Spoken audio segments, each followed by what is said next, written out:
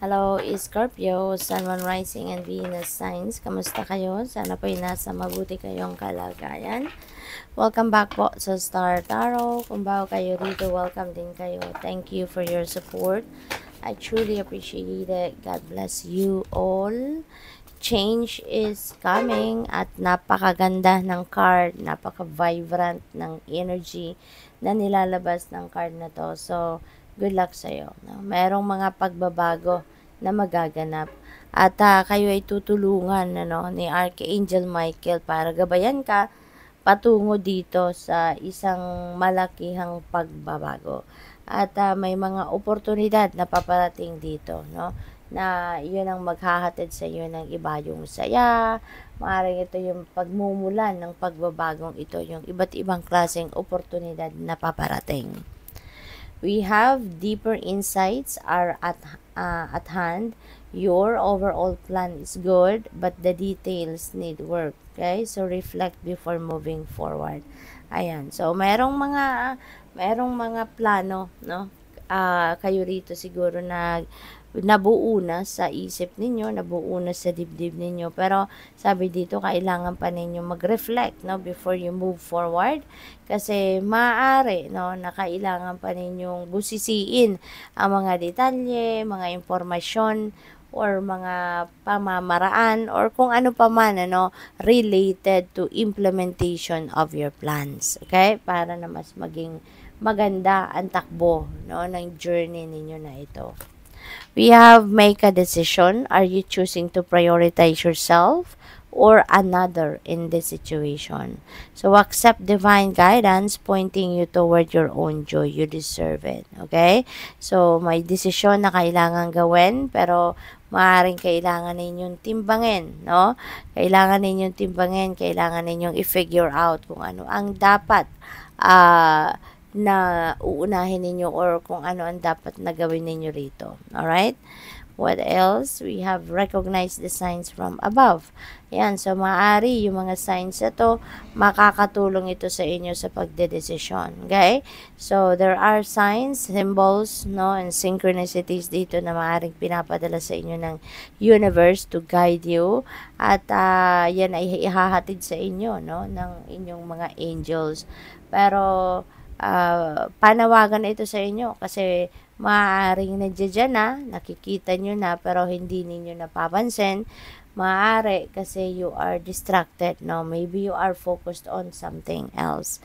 So, yun, pansinin ninyo, baka kasi may mga may mga repeating numbers, no, na nakikita kayo katulad na lamang ng 444. Diba? Baka meron kayong mga nakikitang specific kind of birds na dati hindi naman ninyo to nakikita, dati hindi naman ito sumusulpot sa ninyo, sa buhay ninyo, pero ngayon maaring may mga panay-panay pakiparamdam sa iyo yung mga birds na to. So pwedeng ganoon, 'di ba? So pansinin niyo 'yan, or baka nakakakita kayo ng mga specific kind of butterflies na dati rin hindi mo nakikita to, pero ngayon, no, panay-panay ang show up sa buhay ninyo.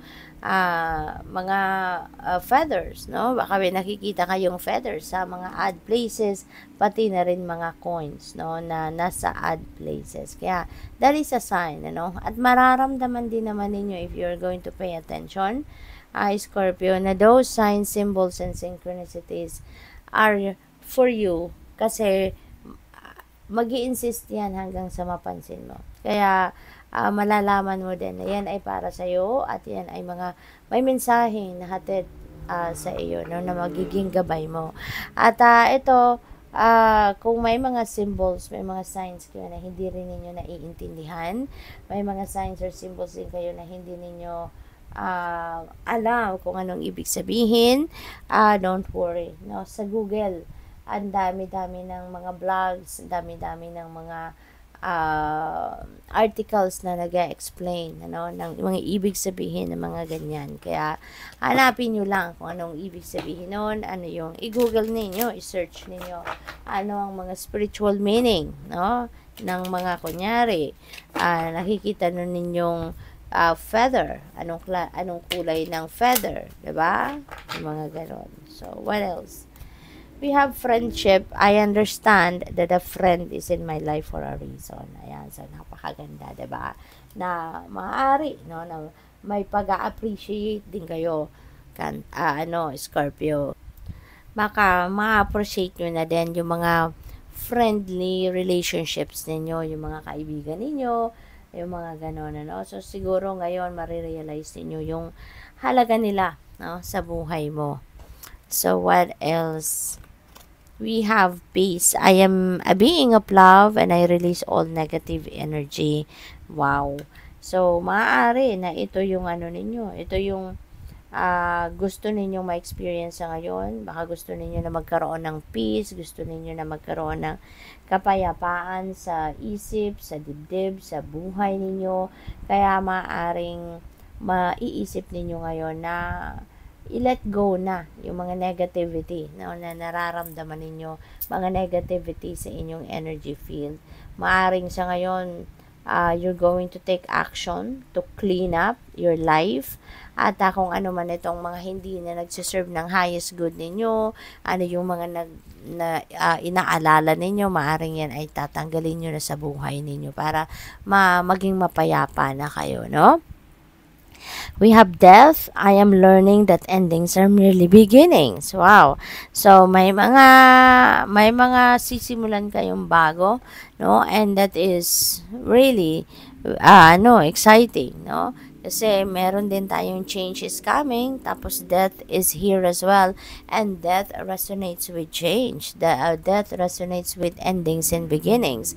Kaya for sure, no, merong mga bagong ganap kayo sa buhay na sisimulan. May mga bagong yugto kayo sa buhay ninyo na gagawin ninyo or sisimulan ninyo sa ngayon. And that could be in various areas of life, no? Depende sa inyong sitwasyon.